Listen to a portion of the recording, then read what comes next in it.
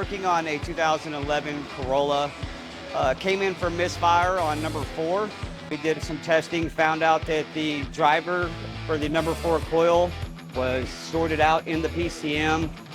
This PCM was discontinued, so we were able to find a used one. There is a procedure where you can use your Autel to write the VIN or rewrite a VIN to any of these PCMs. And then you can also, by jumping 2 of the pins at the data link connector, you can reflash the immobilizer and relearn the key to it so it'll start. So it's a super easy process.